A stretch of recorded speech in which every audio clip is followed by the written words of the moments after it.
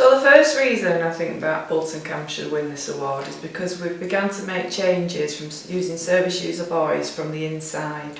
So we've made a number of changes to our services in response to what service users are saying to us. We wanted to bring patients' journeys to life. We wanted to track what had happened to them, how they felt before they wanted to access the service, how they felt as they began to access it, as they walked through those doors, what they felt when they were receiving that service. Because what we know is that when we consult with service users and patients, we can fine-tune our services and we can deliver more cost-effective services that are responsive to what people actually want. So this process helped us to understand what patients wanted from services. So we looked at kind of the entrance, our paperwork, waiting times. Our young person in a moment will tell you what she felt about waiting times.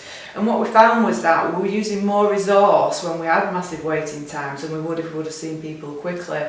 And as a result, we found that our DNAs have reduced, we're targeting our resources where it matters, our assessments are more fine-tuned after our restructure, and patients have told us that they feel that this is more value for money. One thing young people identified as a problem within CAMHS is the waiting times. They thought that because they weren't getting seen as quickly, they'd end up presenting in A&E, which was using more of the services than they had to, as waiting times were 48 weeks. But through working with Charlotte and the managers, we managed to get waiting times down to about 3 weeks, which means that people are being able to access CAMHS as they need it, rather than having to end up in A&E before they get seen. In response to our good work, we were successful in being awarded £10,000 transformation money, which we bid for. With this transformation money, what we plan to do is parents have said that they want to create a series of short films for the website. These will be about access to CAMHS. Because what we know when we talk to people in the community is that people don't want to come to CAMHS either because they're scared, they're emotional, because the child's got your needs and they don't know how to articulate that. So what we want to do is we want to make people at ease. So we're going to create these short films which will be on our website and will be on YouTube. Everyone who gets a letter for an appointment will have a link to these films. So it'll be a tour around the building, it'll be a mock appointment, it'll be talking to other parents about their experience of accessing CAMHS. So we want to put people at ease and we want people to know that they're not the only person in this position, and we're hoping that as a result more people will want to come to CAMHS. Within these films we'll also look at the reasons why CAMHS might not be right for everybody. CAMHS is a specialist service and I think people think that CAMHS is a one fix for all. We want to highlight that there are other services in the community that people can access and CAMHS might not be right for them. So this will avoid inappropriate referrals and we think that this is going to save us a lot of money. As a statutory organisation, the NHS can't bid for external funding. But we know that there are funding streams out there that our service users can access. So we're very fortunate in that we've got very strong community voluntary sector links in Bolton. So something that I've been doing is working very closely with that sector. So what I do is I try and build up trust with the community voluntary sector, and then we'll have kind of meetings about how we could possibly work together. I've then looked for funding streams that I think fit the bill for our patients and the young people and parents involved in our groups. So we then work with the voluntary sector on identifying joint priorities. Social kind of services out there in the community have all got similar priorities, and it seems very silly that we're all working in silos and not working together. We've got a lot of skill base there and it's, we complement each other in different ways. And the difference in delivering a project in this way is that the voluntary sector have got different innovative ways of getting that shared. So for example, the short film that George is going to talk about in a moment, because we've got that link with the voluntary sector, it was able to be shared on YouTube, it was shared on Facebook, it was shared on Twitter, accessing far more young people than we could possibly access as a statutory organisation. So we're not only getting the money, but the sharing of that information is wider, which makes a big difference. As a group of young people, we identified that schools don't take mental health problems as seriously as they should. We had a day where the young people wrote the scripts for the film to show schools about how they treat mental health and how it really should be treated.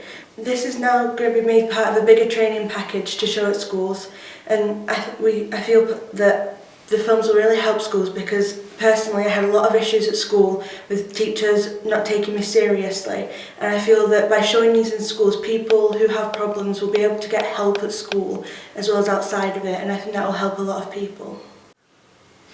So Georgia just explained a little bit about the film that the young people created, and what I want to share with you now is how we use that tangible piece of evidence to kind of build that bigger network collaboratively. So people like something that's tangible, people like a film. You know, I could stand here all day talking about the things that we've done, but if they see something and it has a bigger impact and we feel that the film does have a really big impact, we hope to share that further. So this is us, Bolton CAMHS, and we have our patients who have the idea. So we formed the link with the voluntary sector, the Box TV, to give them a big shout out for doing this.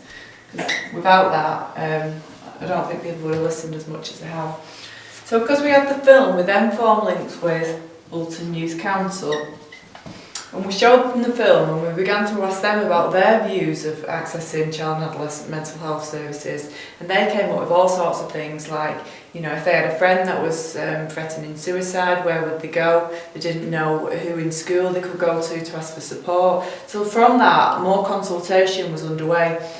Youth Council helped us form links with Bolton Healthy Schools. And what Healthy Schools do is they provide that Tier 2 service, and what they do is they give every school in Bolton an award if they are a healthy school. We then found out that Healthy Schools have something called Healthy Schools Plus, which we're now going to work with and building in this video that the young people have created as part of a training package which will be shared across all schools in Bolton.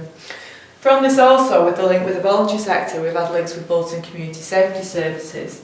Because bullying and stigma is massive on a massive agenda for CAMHS, you know, we didn't have that link there, so community safety services can share that and market that information there. So they're marketing where our services are, where people should go to if they're needing extra support, links to our website.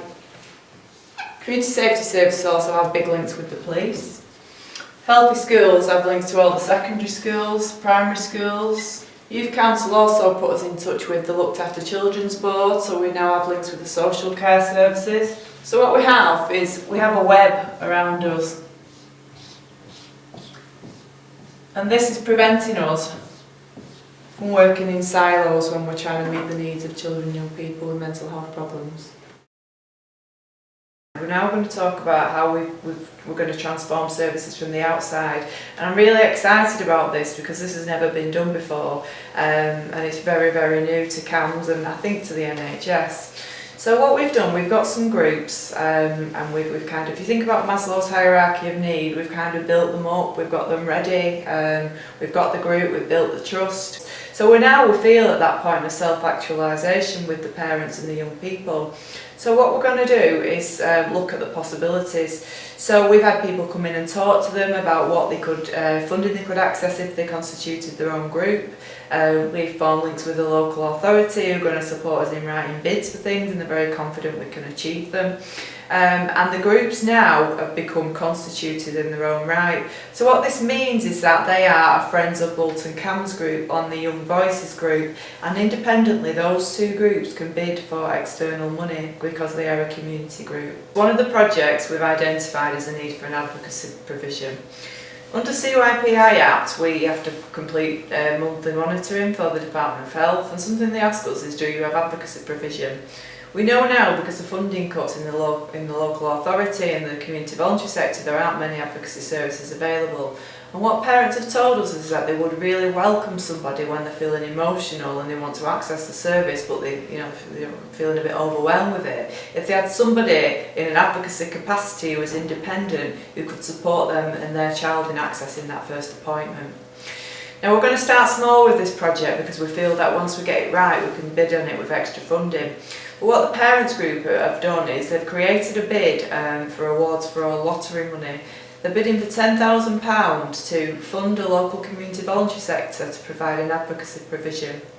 As we have a parent champion now on our steering group meeting, this parent has identified that we have DNA rates, they're quite high, and often this is to do with parents' lack of confidence. So it may be a hard to reach parent, it may be a parent that's involved in the social care system, it may be a parent that's tried to access before and they've had a bad experience so they don't want to come again. So what they want to do is every time at Bolton CAMHS we have a DNA, if we're successful in this bid, that person will be sent a letter from our Friends of CAMHS group offering them an invite to have an advocate from the voluntary sector. So this eliminates any kind of connection with CAMHS, it's independent, it's supporting people in accessing CAMHS, but most importantly it's reducing our DNA rates. DNAs cost the NHS thousands and millions of pounds every year. If our parents can create this service, then that's a savings and efficiency in itself. So that's just an example of how our service and how the parent services and the independently commissioned services can support savings and efficiencies in CAMHS. Because we've been successful in constituting the groups, our forecast for the future is much brighter.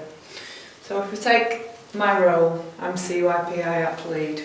So altogether, we're looking at £96,000 income generated. And what this shows you is that through CYPI apps, an investment in not necessarily in clinicians, but in somebody within services is actually taking patients' views into consideration and thinking about how we can transform services. My role costs £21,000 per year. So for an investment from the Department of Health for £21,000, we're income generating for children with mental health problems £96,000. Now that itself is a massive efficiency.